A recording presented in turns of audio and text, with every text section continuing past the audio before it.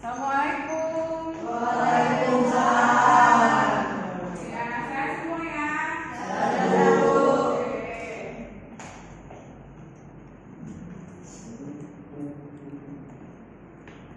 Baik ya.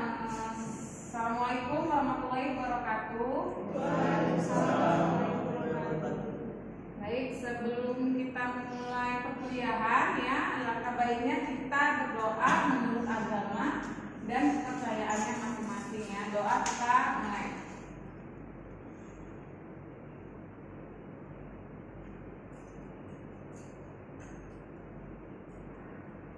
Doa selesai. Oke. Sebelum kita mulai, Ibu akan absensi dulu ya satu persatu. Lucy Ayumas, Cindy Aulia, Sadia Eka Putri, Puspaini, Senja Mawarni, Salsabila, Bella Sinta, Naila Zikira, Sonia Salsabila, Fikri Haki, Muhammad Ali Imron, Putri Nisa, Irna Novia, Fitra Mananda, Nadia, Nur Asia, Siti Aisyah, Hardadi, Eriska, Alif. Ada Bu. Oke, baik ya. Hari ini kita akan masuk pada konsep dan kebijakan perlindungan anak ya. Nah, jadi di sini ada konsep dan kebijakan dalam hukum perlindungan anak ya. Apa tujuan dari materi ini? Ya, tujuannya itu adalah agar kalian memahami bagaimana tentang hukum perlindungan anak ya. Bagaimana konsepnya ya, bagaimana kebijakan-kebijakan negara dalam formulasi untuk hukum perlindungan anak ya. Di sini ada yang namanya definisi dulu, mungkin apa itu perlindungan anak ya. Kemudian bagaimana asas dan tujuan perlindungan anak. Ada juga hak dan kewajiban anak. Kemudian kewajiban orang tua, pemerintah dan masyarakat dalam perlindungan anak, dan bagaimana sekolah yang ramah anak ya. Nah, kita masuk dulu pada konsep dan kebijakan dalam definisi perlindungan anak ya. Jadi apa itu perlindungan anak? Nah, perlindungan anak itu kalau kita lihat secara definisi itu merupakan sebuah cara atau kebijakan ya, dari negara untuk melindungi hak-hak anak, untuk melindungi anak-anak ya, dari hal-hal yang memang berusaha untuk dihindari. Nah, artinya khususnya adalah kriminalitas ya, karena kita bicara tentang hukum pidana dalam melakukan perlindungan terhadap anak. Jadi kriminalitas itu bisa terjadi pada anak, Bu, bisa sekali, bahkan sangat rentan ya. Kalau kalian lihat di media sosial, ya di berita, kemudian di media-media massa lainnya, pasti banyak kes-kes anak. Bahkan data sendiri dari KPA itu dari tahun ke tahun itu meningkat ya. Kasus-kasus anak itu meningkat. Nah, kemudian bagaimana asas dan tujuan serta hak dan kewajiban perlindungan anak ya. Jadi kalau asas dan tujuan itu ada dalam Undang-Undang 35/2014. Begitu juga dengan hak dan kewajiban anak. Itu ada pada pasal 14 ya, yang menyatakan bahwa anak-anak itu memiliki hak-haknya. Jadi ada beberapa poin ya di dalam pasal 14 dalam Undang-Undang Perlindungan Anak, Undang-Undang 35/2014, poin-poin yang berkaitan dengan hak dan kewajiban anak, khususnya hak ya.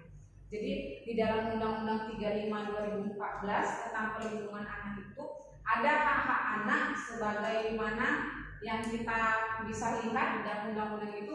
Hak anak untuk dilindungi, hak anak untuk diberikan kasih sayang ya. Kemudian hak anak juga untuk diberi pendidikan yang layak. Kemudian hak anak juga untuk diberikan makanan, tempat tinggal, kesehatan ya. Perlindungan lainnya itu ada pada Undang-Undang 35/2014 ya, tentang hak dan kewajiban anak.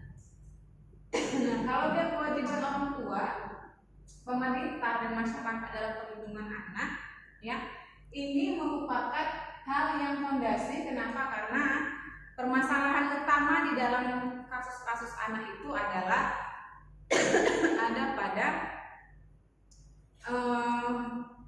orang tua itu sendiri.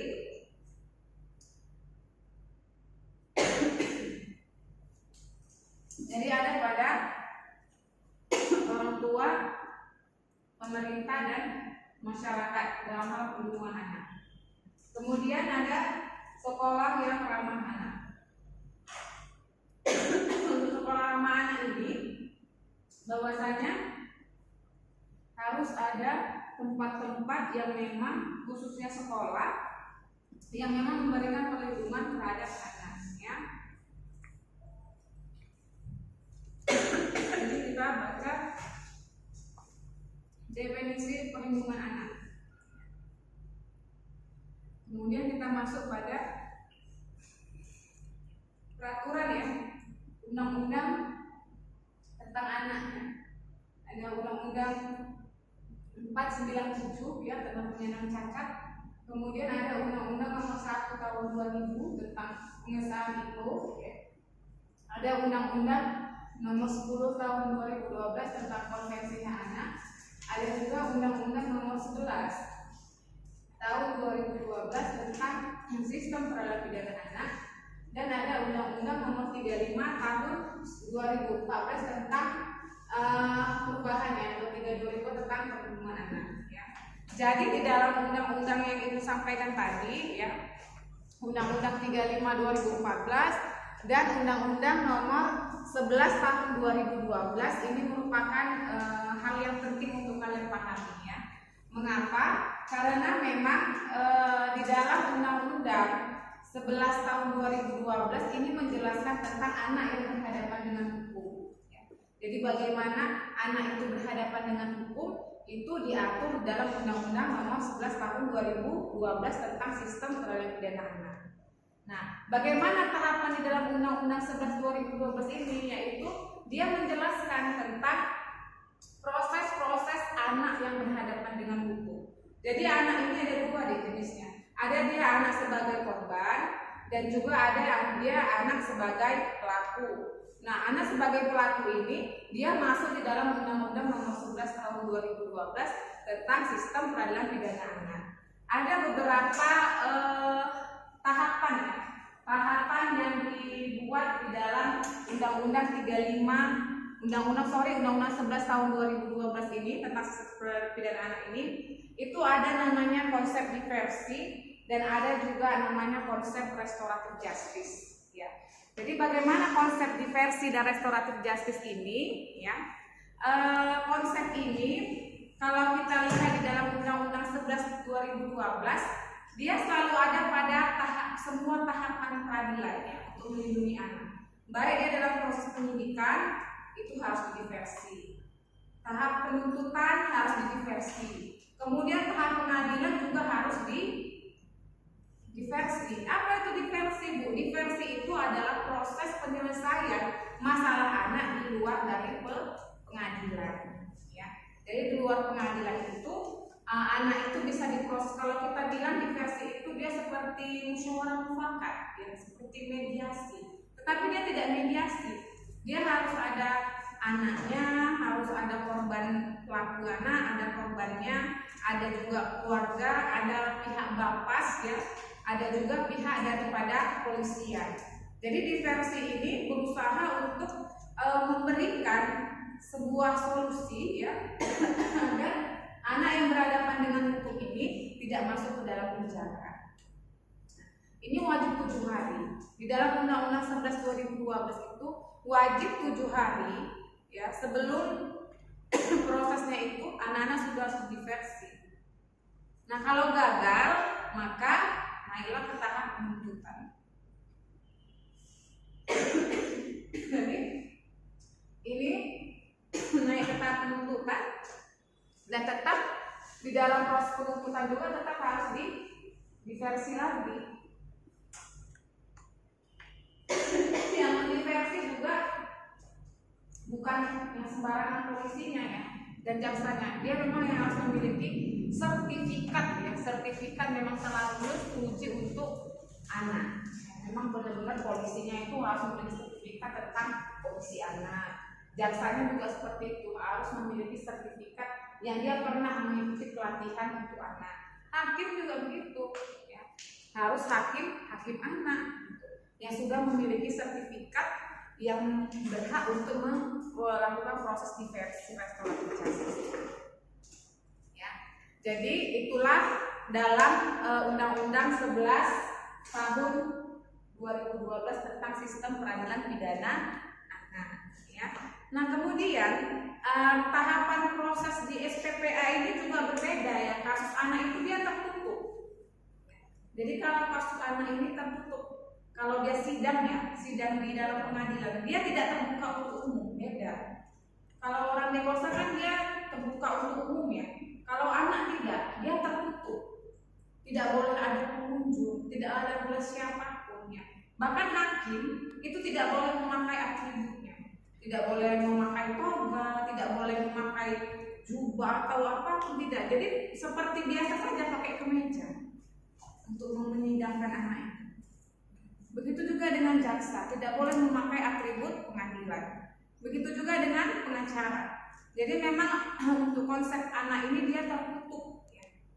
Sidang anak ini tertutup. Itulah yang diatur di dalam 11 2012 ini ya. Undang-Undang Sistem Peradilan Pidana Anak. Kemudian juga hukuman untuk anak itu juga sepertiga dikurangi. Jadi misalnya dia dituntut 7 tahun, maka bisa dia dikurangi sepertiganya. Tidak seperti orang dewasa yang hanya 10 tahun, kalau vonis dia tidak ada pengurangan-pengurangan. Kalau dia anak, memang harus dikurangi sepertiganya. Itu ya, paham ya sampai sini ya. Kemudian di dalam Undang-Undang SPPA ini juga nanti bisa kalian lihat ya terkait dengan apa sih itu restoratif justice. Jadi sama dia dengan versi tadi, hanya aja restoratif justice ini merupakan konsep asas yang berusaha agar anak-anak itu tidak masuk ke dalam proses penjara ya. Dan diversi adalah tata cara bagaimana anak-anak itu bisa dimediasi agar tidak masuk. Tetap ingat pada pasal 7-nya Undang-Undang 11 2012 ini bahwasannya ya anak yang bisa diversi dan bisa di restoratif justice itu adalah anak-anak yang tuntutannya 7 tahun ke bawah. Jadi kalau 10 tahun nggak bisa, 8 tahun juga nggak bisa, ya nggak bisa, 7 tahun 8 tahun nggak bisa dituntut. Nggak bisa yang maksud ibu nggak bisa dilakukan diversi restoratif justice 7 tahun ke bawah. Biasanya kasus apa ini? Kasus pencurian, ya. Kan banyak anak-anak yang melakukan pencurian, misalnya curanmor, ya. Kemudian apa mencuri AC misalnya kan. Kemudian mencuri atau kasus-kasus perkelahian, kasus-kasus bully, ya pembulian. Itu bisa ya jelas 7 tahun ke bawah. Tapi kalau udah anak sebagai kurir narkoba bisa nggak bisa. Karena kalau udah narkotika itu dia tuntutannya hampir 10 tahun. Ya, apalagi kalau walaupun si anak ini sebagai kurir nggak bisa dia divers. Ya. Jadi yang bisa itu 7 tahun ke bawah. Mungkin kasus-kasus yang ringan. Ya. Mario Dandi itu bisa nggak bu? Kasus yang penganiayaan itu nggak bisa versi karena tuntutan dia sudah penganiayaan, nah dia 10 tahun walaupun dia masih di bawah umur itu ya. Nah kemudian kita masuk di 35 2014. Nah untuk perlindungan anak ini dia lebih banyak pada perlindungan anak ya, artinya anak sebagai korban. Kalau yang 11 2012 tadi tentang anak yang berhadapan dengan hukum, kalau yang 35 2014 tentang anak yang menjadi korban. Nah, di dalam 35 2014 ini dia ada yang namanya hak restitusi. Jadi Bu sampaikan sedikit. Ada hak restitusi di dalam Undang-Undang 35 2014 ini. Apa itu hak restitusi? Hak restitusi ini adalah hak ganti rugi yang diberikan pelaku terhadap korban anak. Jadi kalau ada korbannya si anak, maka bisa dimohonkan untuk meminta hak restitusi kepada si pelaku. Misalnya anak ini korban sodomi, kan banyak ya kasus-kasus anak korban sodomi, ya kan? Nah ini bisakah dimintai restitusi? Bisa sekalipun gitu. Bahkan dijamin di dalam Undang-Undang 35 2014. Tetapi dengan prosedur yang pasti mengacu kepada Undang-Undang Lembaga Perlindungan Saksi dan Korban. Karena nanti yang meminta atau memohonkan itu memang si korban, ya. Meminta bantuannya itu artinya kolaborasi antara korban dengan pengacaranya dan LPSK, Lembaga Perlindungan Saksi dan Korban, dan bermohon kepada majelis hakim untuk meminta hak restitusi. Makanya kan ada ya yang kasus pencabulan ya yang dilakukan oleh salah satu pendiri pesantren di Bandung atau Jawa Timur itu ya, yang hampir hamil itu ya santriwatinya, itu bisa diminta hak restitusi dan memang diputus oleh hakim untuk memberikan restitusi kepada si korban. Itulah di dalam 35 2014. Dan di dalam Undang-Undang Perlindungan Anak ini juga dia berkaitan dengan bagaimana sanksi-sanksi hukum ya. Sanksi-sanksi atau hukuman yang akan diberikan kepada pelaku bila dia melakukan kejahatan terhadap anak. Ya, itu berat-berat ya hukumannya ya. Kalau sudah yang berkaitan dengan anak itu 5 tahun ke atas. Ya. Kalau anak dianiaya, anak disodomi, anak ini itu 5 tahun ke atas. Kalau anak sudah hampir mau percobaan pembunuhan terhadap anak itu 10 tahun ke atas. Kalau anak dibunuh ya lebih berat lagi, mau hukuman mati ya di dalam Undang-Undang Perlindungan Anak ini 35 2014. Jadi kalian baca nanti pasal-pasal tentang sanksi-sanksi hukum yang ada di dalam Undang-Undang 35 2014. Seperti itu ya. Oke, mungkin ada yang mau diskusikan untuk mata kuliah hukum perlindungan anak ini, silakan. Ada yang mau bertanya? Oke, silakan. Siapa namanya? Fitra, Bu. Fitra. Oke, silakan Fitra. Saya ingin bertanya, Bu, jelaskan bagaimana hubungan hukum perlindungan anak dengan hukum pidana. Oke, baik. Pertanyaannya baik ya. Apa sih Bu kaitannya perlindungan anak ini dengan hukum pidana? Ya, karena ini adalah turunan ya. Jadi kalau hukum pidana itu adalah headline-nya, induknya, maka turunan-turunannya ini adalah salah satunya hukum perlindungan anak dan perempuan. Ya, kenapa Ibu katakan seperti itu? Karena memang hukum perlindungan anak ini lebih memfokuskan terhadap bagaimana melindungi anak dan perempuan. Makanya dia ada pada Undang-Undang Perlindungan Anak ya 35 2014 dan juga ada pada pasal-pasal Undang-Undang KDRT ya, kekerasan dalam rumah tangga. Jadi memang pidana ini kan memang apa ya, banyak sekali yang mau dikaji. Nah, inilah salah satu hukum perlindungan anak inilah yang menjadi turunannya. Begitu Fitra ya. Oke, mungkin ada lagi yang mau diskusikan? Oke, silakan. Siapa namanya? Sonia. Silakan Sonia. Boleh jelasin tentang hukum perlindungan anak dan sistem peradilan pidana? Oke, jadi kembali ke tadi ya. Mungkin masih sedikit mendengar berbeda ya sistem peradilan pidana anak ya. Jadi kita sering menyingkatnya SPPA, sistem peradilan pidana anak. Hubungannya itu pastilah inilah Undang-Undang 11 2012 ini sebagai kalau kita katakan penegaknya ya, penegak material dari 35 2014. Jadi hukum acara ya, 35 2014 sebagai materialnya, sedangkan 11 2012 ini sebagai hukum acaranya. Jadi penyidikan, penyelidikan, kemudian tuntutan, sistem pemidanaan anak, ya, kemudian juga bagaimana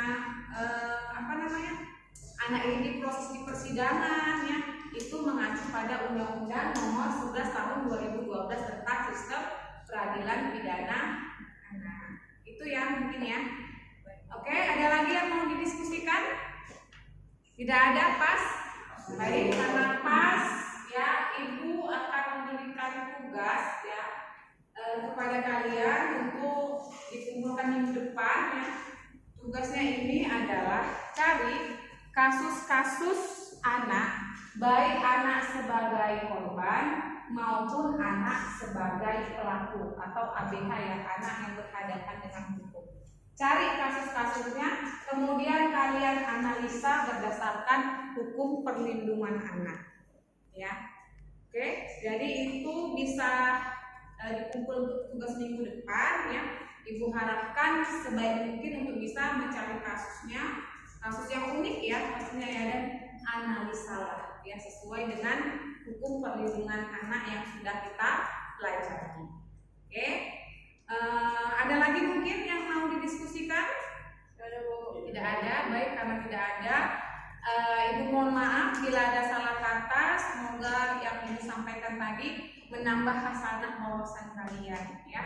Terima kasih diucapkan. Assalamualaikum warahmatullahi wabarakatuh. Waalaikumsalam warahmatullahi wabarakatuh.